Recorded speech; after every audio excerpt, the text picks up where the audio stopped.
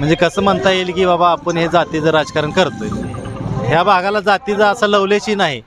कोण कुठल्या जातीचा आहे, कोण विकास काम करतंय, सध्या जनतेत कोण आहे, ग्राउंड लेवलला कोण काम करतंय, ह्याच्यावरच बरंच अवलंबून आहे. स्वराज पाटील शी नेतं पैसे बिशे घेऊन सगळे एकीकडे झाले ते जनता इकडे आहे. जनतेने सगळ्यांनी ओळखले त्यांना. त्यामुळे काय अडचण काय आमदारच काय काय नाही भालकी पॅटर्न ज्यादा आहे. त्यांनी रस्तं ही आणलं मंजूर करून, पण स्वतःसाठीच आणलेत, जनतेसाठी किंवा त्यांच्या कार्यकर्त्यासाठी सुद्धा नाहीत. स्वतःसाठी फक्त काय असेल ते. साहेबांना इथला उमेदवार का मिळाला नाही? त्याची ऐपत लागते खर्चायची. निवडणुका फुकट आहे त्या का? खर्च आहे का? नाही माहीत आहे तुम्हाला, तुम्ही वार्ताहर आहे. त्याची ऐपत नाही या संघटनात. धनगराचा माणूस त्याच्या लेवलचा नाही, म्हणजे परिस्थितीन मग हे. नमस्कार, युवा महाराष्ट्र न्यूजमध्ये तुमचं स्वागत. मित्रांनो, आपण सध्या आलो आहे नंदेश्वर गावात. तसं बघायला गेलं तर भोसे जिल्हा परिषद गट हा मंगळवेढा तालुक्यातील सर्वात हाय व्होल्टेज गट सध्या मानला जात आहे. भारतीय जनता पक्षाकडून प्रदीप खांडेकर आणि तीर्थक्षेत्र विकास आघाडीकडून बसवराज पाटील ही आता समोरासमोर लढत ही स्पष्ट झालेली आहे. आणि त्याच अनुषंगानं आपण आज नंदेश्वर गावात ग्राउंड रिपोर्ट करणार आहोत. आपण ह्या अगोदरसुद्धा नंदेश्वर गावात ग्राउंड रिपोर्ट केलेला होता, पण त्यावेळेस नक्की चित्र स्पष्ट झालेलं नव्हतं. दुसऱ्या बाजूनं काँग्रेसचेही अर्ज होते, आणखी पण काही अपक्षसुद्धा अर्ज होते. त्यामुळं आता चित्र स्पष्ट झालेलं आहे. आणि नक्की नागरिकांचा कल काय असणार आहे, काय बोलतायत नागरिक, कोणाची सध्या हवा आहे, आणि एकंदरीत भोसे जिल्हा परिषद गटात सध्या काय होणार आहे, ह्या बाबतीत आपण सध्या आता इथं जाणून घेणार आहोत. चला तर मग काय बोलतात नागरिक बघूया. नमस्कार. हां, नंदेश्वरचाच दामाजी बाबा सलगर. काय म्हणते नंदेश्वरची हवा सध्या? नंदेश्वरची पहिल्यापासूनच भालकीला लीड असते. बातकीना लीड कायमच. इकडं दक्षिण भागात सगळं भालकी पॅटर्नच चालतं. आता बालकीन जरा कमी झाली म्हणतात की हवा. काय सुद्धा नाही. कसं आहे, नेतं एकीकडं असते आणि जनता एकीकडं असते. बरं. आजपर्यंतचा इतिहास आहे. 2009ला बघितलं, ज्यावेळेस भारत नाना इथं आले त्यावेळेस त्यांच्याकडे नेते नव्हते कोण. जनतेनेच त्यांना उचलून धरलं. तेव्हापासून जे धरलंय ते अजूनपर्यंत उचलून धरलेलं आहे. 2 वेळा आमदारकीला समाधान दादा निवडून आले, पण ह्या भागाने त्यांना लीड कधी दिलेलं नाही अजून तर. बरं. एकंदरीतच गावाचा काय कल असणार इथं गाव आता सध्या जिल्हा परिषदेसाठी बसवराज पाटील आणि पंचायत समितीसाठी आमचे प्रवीण मेटकरी यांच्यासाठी फॉर आहे. ह्या दोघांचं. होय होय. काय वाटतं एकंदरीतच भोसे जिल्हा परिषद गटाचं इथलं जर वातावरण जर का बघितलं, बरेचसे आरोप प्रत्यारोप होत आहेत. त्या पार्श्वभूमीवर एक मतदार म्हणून तुमची काय वाटतं तुम्हाला? मतदार म्हणून आतापर्यंतचं जे बघितलं रेकॉर्ड तर हे आता काय, आज ह्या पार्टीत उद्या त्या पार्टीत हे असं चालूच आहे यांचं. आता तर नेतं सगळे एका बाजूला झालेत आणि जनता एका बाजूला होऊन हे निवडून आणणारच आहे. ही सीट सगळी ती काय का बसणार नाही. ती मतदार म्हणून माझं सर्व मतदारांना एवढं आव्हान आहे की 7 फेब्रुवारीला सर्वांनी असं घरातून बाहेर पडून भरभरून ह्या दोघांना मत करावं आणि प्रचंड बहुमताने निवडून आणावं. हे मतदाराला सगळ्या माझं आव्हान आहे. आता विकास कामं पण झाली म्हणतात की आमदारांची. झाली ती की कागदावर झाली ती. कागदावर झाली ती, त्यांच्यापुरती झाली ती. त्यांच्या स्वतःपुरतीच झाली ती. इथं दुसऱ्यांसाठी काय झालेलं दिसत नाहीत. त्यांनी रस्तं ही आणलं मंजूर करून, पण स्वतःसाठीच आणलेत, जनतेसाठी किंवा त्यांच्या कार्यकर्त्यासाठी सुद्धा नाहीत. स्वतःसाठी फक्त काय असेल ते तुम्हाला दिसतच असेल. आणि एक रस्ता चालू केला की जवळजवळ 3-3, 4-4 वर्ष त्या रस्त्याचं कामच होऊ देत नाही.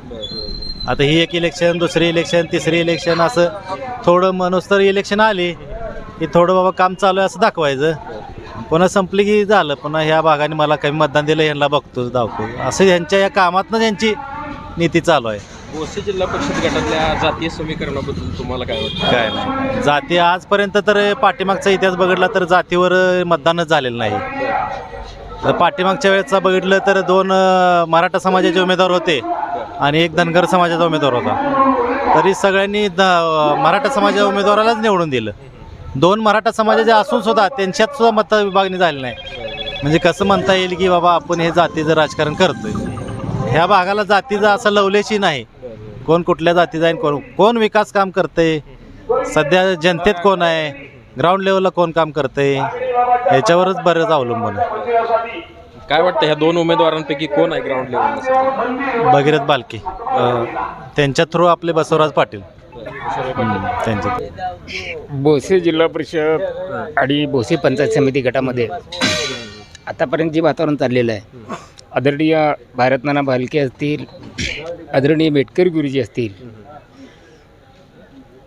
बाकी सर्व नेते असतील, त्यांच्या माध्यमातून मला एकच सांगायचं आहे जिल्हा परिषद आणि पंचायत समितीच्या माध्यमातून आतापर्यंत तुम्ही बसा बोला बोला तात्या बसा बोला हां बोला तुम्ही बोला हां हे जे चालत होतं आतापर्यंत भोसे जिल्हा परिषद आणि पंचायत समिती गटामध्ये आदरणीय तानाजी काकडे याने काम केलं. बरेचसे जिल्हा परिषद सदस्य झाले, पंचायत समिती सदस्य झाले, पण गोरगरीब जनतेसाठी आणि जनतेच्या हिताचा निर्णय आत्तापर्यंत त्यांनी घेतलेला नाही आणि ते घेऊ पण शकत नाही. ज्या वेळेला मला वाटतं प्रवीण मेटकरीची आई महिला बालकल्याण समितीच्या सभापती होत्या, त्यावेळेला त्यांना जिल्हा परिषद गटावरती निवडून आणलं होतं. त्यावेळी त्यांच्या काळामध्ये जी कामं झाली होती ती कामं आत्ताच्या कुठल्याही जिल्हा परिषद सदस्यामध्ये, पंचायत समिती सदस्यामध्ये ती झालेली नाहीत.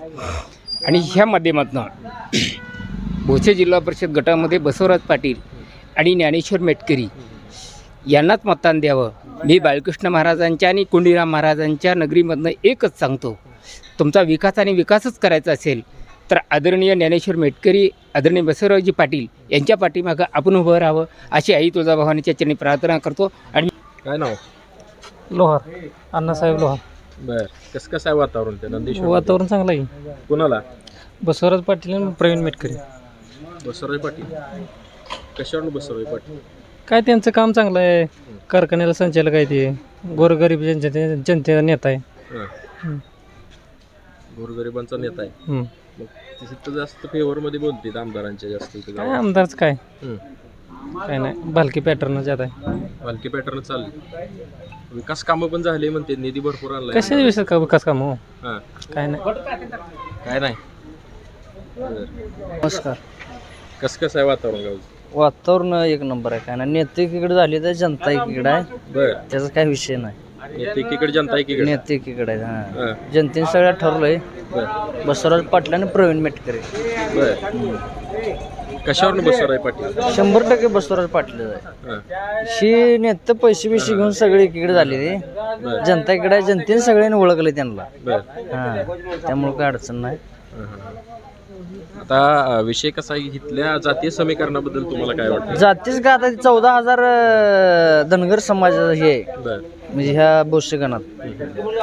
मग तिथं बाहेरला हिने उमेदवार दिला, इथं काय उमेदवार नव्हता का म्हणते ते, कोण नव्हता का असं माणूस म्हणते ते. त्यामुळे ते बाहेरला उमेदवार आहे म्हणते ते. बर बसवराज पाटील हा चांगला माणूस आहे म्हणते ते. 100% काय नाही अडचण. सलीम राजाराम कांबळे, इंदिरानगर. बर आम्हाला जाहीर पाठिंबा आपल्याला मेटकर गुरुजीला, त्या पोराचं काय नाव माहीत नाही आपल्याला, परिषद नाही, पण मेटकर गुरुजीला आपला जास्त पाठिंबा आहे आपला. त्यांचं वातावरण नेते एकीकडे झाले, नेता एकीकडे नाही, जनता पाहिजे. जनतावर आहे तुमचा कौल. नेतं पोट झाले म्हणजे काय, पैसे खाऊन कोण बी गायब करते, तसं नाही. आपण डायरेक्ट उमेदवाराशी बोलायचं, उमेदवार आपल्याला चांगलं सहकार्य करतात. आपल्या गावात उमेदवार आमचा जाहीर पाठिंबा आहे त्यांना. जिल्हा परिषदला कोण माहीत आहे ती काय, प्रवीण मेटकरी आणि बसवराज पाटील. हां, काल आलते बसवराज पाटील, येऊन भेट देऊन गेले गावात. गेलो तर आम्ही होतो इथं, त्यांना आमचा जाहीर पाठिंबा बाबा त्यांना. बसवराज पाटलांना पाटलाला बी दोघाला बी हो जाहीर पाठिंबा आपला. चांगले नेते काम करतात. आपल्या गावातला उमेदवार आहे, आपलं गावात परगावला जाऊन इकण्या परत गावात इकलेलं परवडतंय का नाही. मग आपल्या गावात आपला सहकारी चांगला उमेदवार आहे, चांगला आहे, आम्ही त्यांचा जाहीर पाठिंबा आहे बा आपला. कसबे नंदेश्वर. बर कसं आहे वातावरण नंदेश्वर? नंदेश्वरला प्रवीण मेटकरी ह्यांना एवढं खास वातावरण आहे बर की काय सांगायची नाही. जिल्हा परिषदला कसं आहे? जिल्हा परिषद बसवराज पाटील बर एक नंबर. आणि हे आम्ही आता हे प्रवीण मेटकरी यांच्या संपर्कात पहिल्यापासून म्हणजे जन्मल्यापासूनच आहे. आमचा दोस्त मंडळी बर आणि त्यांनी जे कामं केले ती त्या कामातच आम्ही असतो या. बर नमस्कार. राम राम. काय नाव? विवादाची दोलतडे. बर कसं आहे वातावरण सध्या इथे? वातावरण भाजपला ज्यादा आहे. भाजपला कशावर ना आता जरा समोरचा उमेदवार जास्त संपर्कातला म्हणतात. नाही काय सुद्धा नाही. हां ते मी 1981 पासून ह्यात आहे. बर सगळी मला पाक माहिती आहे ती कोण कसं आहे कोण कसं आहे बर सगळं माहिती आहे. आमची मंडळी उपसभापती होती बर 92 ते 97ला. लोक बोलतात की भाजपला बाहेरून उमेदवार का आणावा? कोण म्हणतं बाहेरला आहे? त्याचा बाण इथं 20 वर्ष सर्व्हिस केली आहे. गावाचा विकासासाठी ही होता सचिव. मी चेअरमन होतो. लोकांना कर्ज बांधळ सगळं वकील साहेब काळात केलेलं आहे. गावचा विकास केलेला आहे आणि ती पोरगा बी चांगला आहे. बाहेरचा म्हणजे आता कसं बाहेरला म्हणायचं? काय निपाणीनं आला आहे का पंढरपूरनं आला आहे? आपल्या तालुक्यातलं मला काय माहीत आहे कायदा काय आहे? पंचायत समितीला तालुक्यात कुटुंब उभा राहतात, जिल्हा परिषदेला जिल्ह्यात कुटुंब उभा राहतं. बरोबर आहे ना? त्यामुळे ते बाहेर विरोधकांचा आरोप असा आहे की विरोधक म्हणते भोसे जिल्हा परिषद गटात एवढा मोठा समाज असताना किंवा एवढी मोठी गावं असताना आमदार साहेबांना इथला उमेदवार का मिळाला नाही? त्याची ऐपत लागते खर्चायची. निवडणुका फुकट आहे त्या का? खर्च आहे का? नाही माहीत आहे तुम्हाला, तुम्ही वार्ताहर आहे. त्याची ऐपत नाही या संघटनात. धनगराचा माणूस त्याच्या लेवलचा नाही म्हणजे परिस्थितीन मग ह्याचं असतील राजकीय असतील पण परिस्थिती लागते निवडणुकीला. त्यामुळं त्यांनी दिला. आमदाराची काही चूक नाही. अतिशय योग्य निवडला. योग्य लोक मतदान करते ती सगळे व्यवस्थित होते. आणि एक इतिहासात नोंद होणारी सारखी गोष्ट आहे. रड्डगाव आणि नंदेश्वर कधीच कमळाला जादा झाला नाही कधीच.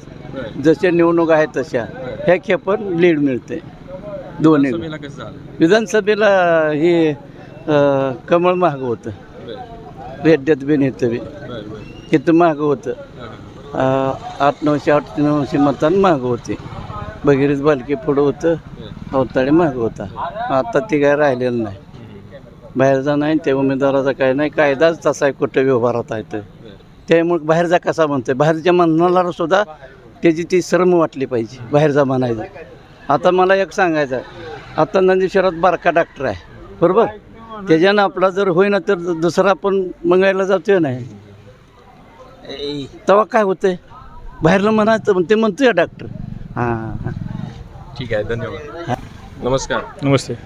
कसं आहे वातावरण इथं नंदेश्वरमध्ये? वातावरण काय आहे इथं आमदार साहेबाचा उमेदवार निवडून येणार. आमदार साहेबांचा आमदार साहेबाचा कशावर ना आमदार साहेबांचा? आमदार साहेबाचं कामच आहे. नंदेश्वरात कुठं पण बघा तुम्ही सगळं रस्ते व्यवस्थित आहेत.